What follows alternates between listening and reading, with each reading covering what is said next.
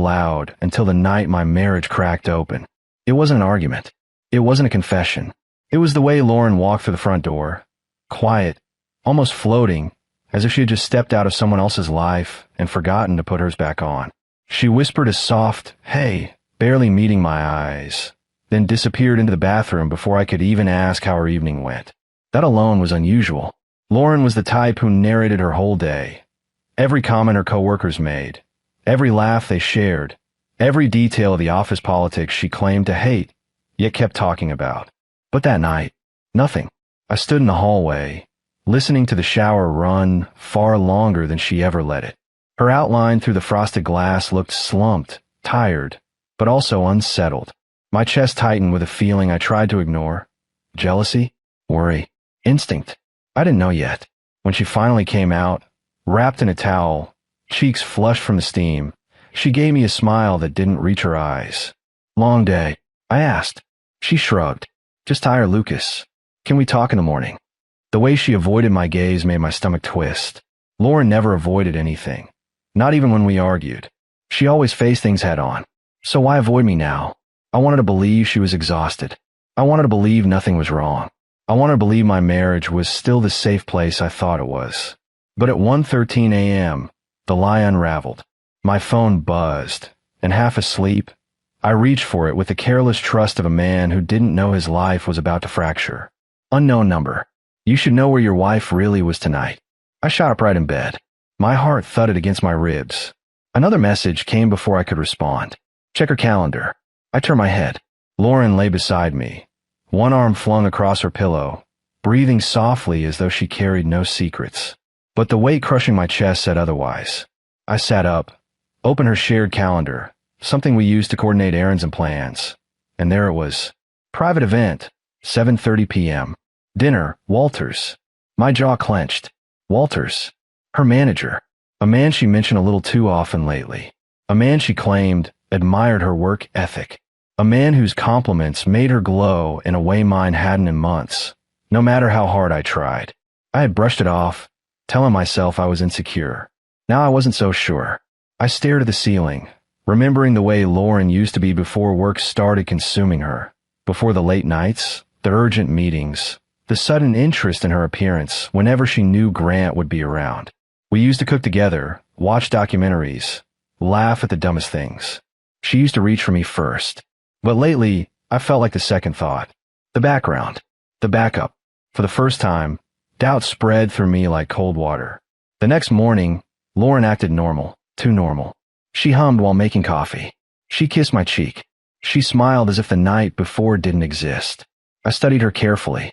The soft affection she showed felt, performed, like she was trying to cover a crack with fresh paint. "What's the plan for today?" I asked. "Meetings. A project review with Grant. Then I'll probably grab a bite with him to go over deadlines." My chest tightened. She said it so casually, like it was the most harmless thing in the world. Like it didn't keep me awake all night. I forced a nod, pretending her words didn't feel like needles. What she didn't know was that during those sleepless hours, I did more than just check her calendar. I pieced together a plan, slow, quiet, deliberate, a plan that would expose whether I was imagining things or whether she had already crossed the line she kept insisting I shouldn't fear. Little did she know, another person had reached out to me that same night. Grant Walters' wife, Melanie, and she had far more to say than I was prepared for. I didn't confront Lauren right away. Instead, I played along with her cheerful morning routine, her warm smile, her quick kiss before rushing out the door, her casual, "Don't wait up, I might be late."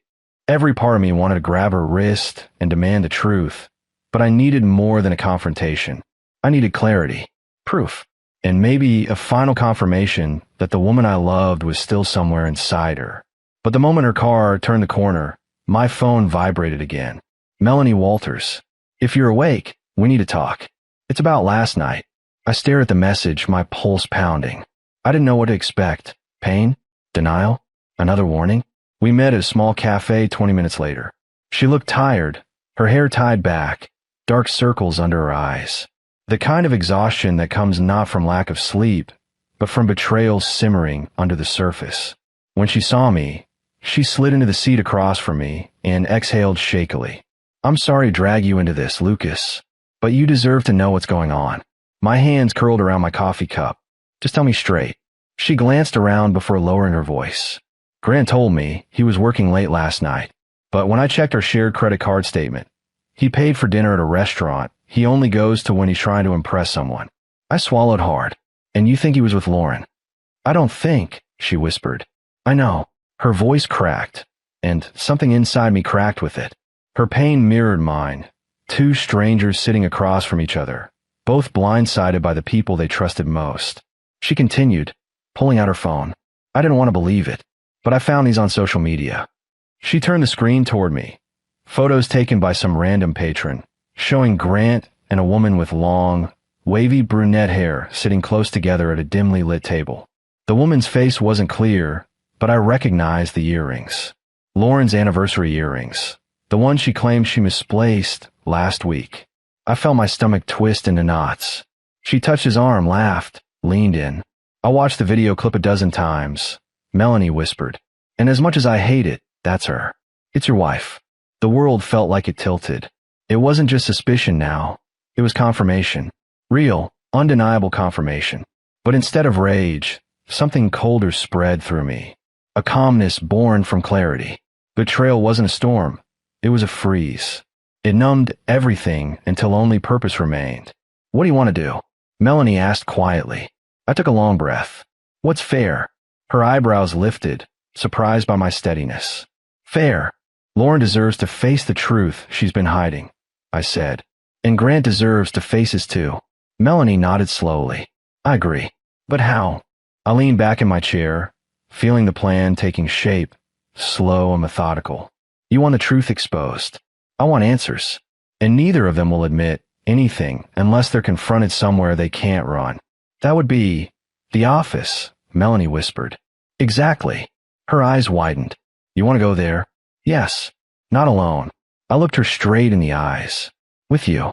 And with someone else. She blinked, confused. Ooh, HR. The moment the word left my mouth, Melanie's lips parted in understanding. That would trap them. It'll force everything out into the open, I said. No denials. No rewriting the story. Just truth. Melanie nodded, her breath unsteady but relieved. I'll come. We exchanged contact details and agreed to meet at the office the next day. When I walked back to my car, the weight of everything pressed down on me. I didn't want to be the man planning revenge. I didn't want to be the husband who doubted his wife. I didn't want to be here at all. But love wasn't enough when trust had already drowned. That evening, Lauren came home later than usual. I stood in the kitchen pretending to scroll through my phone. She dropped her bag on the counter, her face flushed with cold air. Long day, I asked casually. She froze for a split second, barely noticeable, but noticeable enough. Yeah, meetings ran longer than expected. I nodded. Dinner. She hesitated again. Just grab something quick with Grant to go over some performance metrics. There was again that rehearsed casual tone, the easy lie. I forced a smile. Makes sense. She moved around the kitchen, humming softly, unaware that I was studying every detail of her body language. She seemed lighter tonight, happier, more distracted, like someone whose heart was somewhere else. Later, when she climbed into bed, she rolled toward the window instead of toward me. Another new habit she pretended wasn't new. Good night, she mumbled.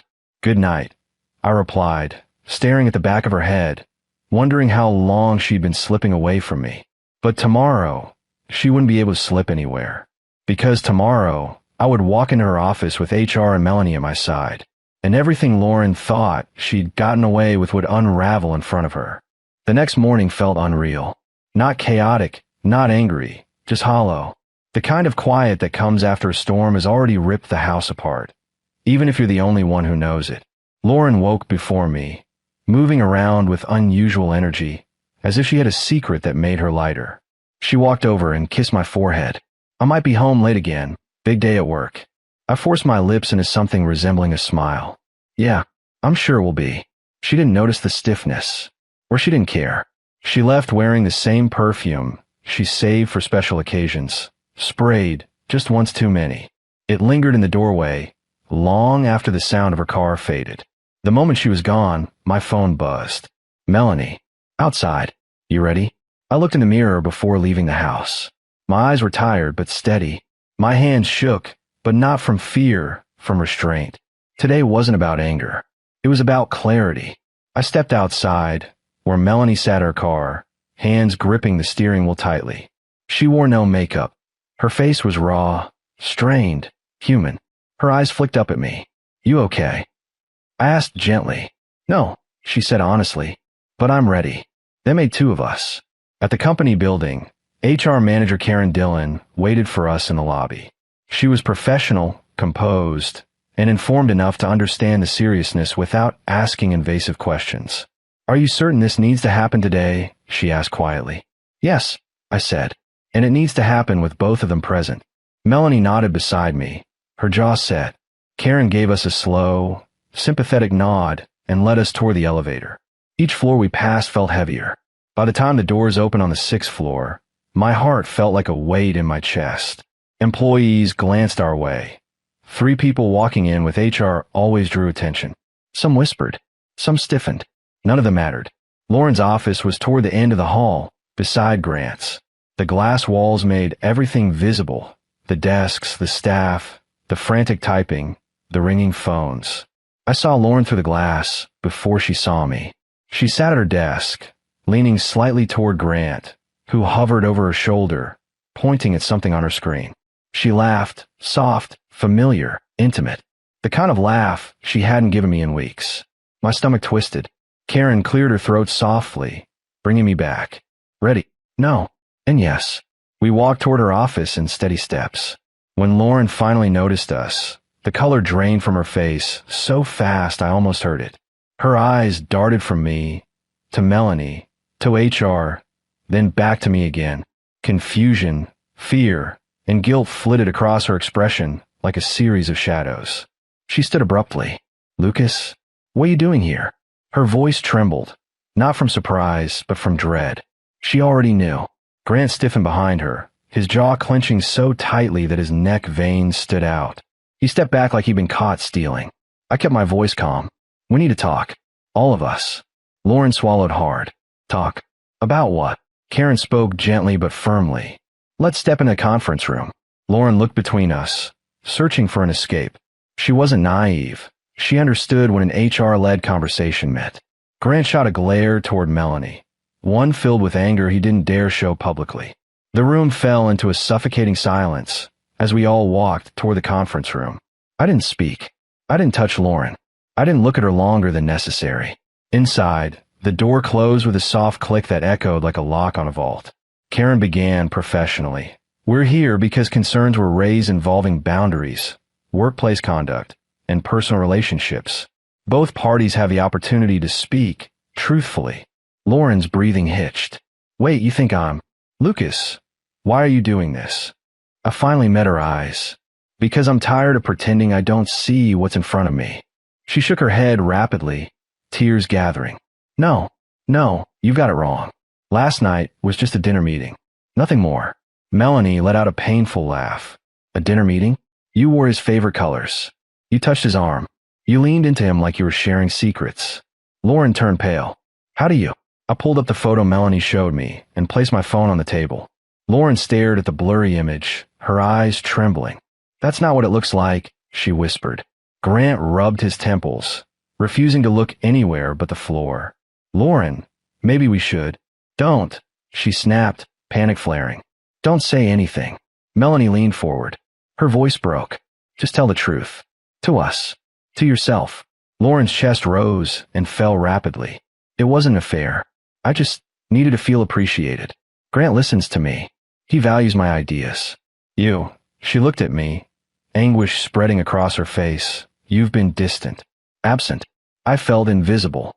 Her words stung, but they didn't justify betrayal. I kept my voice steady. I may have been imperfect, but I wasn't unfaithful. She flinched like the words were physical blows. Grant finally exhaled. This wasn't supposed to get out. Melanie's head snapped toward him. So you admit it. He froze, but the damage was done. Lauren covered her mouth with shaking hands, tears spilling through her fingers. I felt nothing. No satisfaction. No victory. Just the cold truth settling in. The marriage I thought I was fighting for wasn't the marriage she wanted anymore. Karen stood. We will follow company protocol. For now, I need both of you. She gestured to Lauren and Grant in separate rooms. They stood shakily, broken in different ways. As Lauren passed me, she whispered, voice trembling, Lucas, please don't leave me. But the thing about betrayal is that it doesn't need shouting. It's quiet. It's the door that closes softly behind you because there's nothing left worth arguing about. And today, I was finally ready to close mine. Lauren's whisper followed me like a shadow. Please don't leave me. But the echo didn't soften anything inside me. If anything, it made me realize how long I've been clinging to the idea of a marriage that no longer existed. Karen kept Lauren and Grant in separate rooms while she documented every detail. Melanie and I stood in the hallway, both of us quiet, exhausted but strangely aligned. Two people who had loved deeply and been blindsided just as deeply. Melanie wiped her eyes. I don't even know who I'm married anymore. I nodded slowly.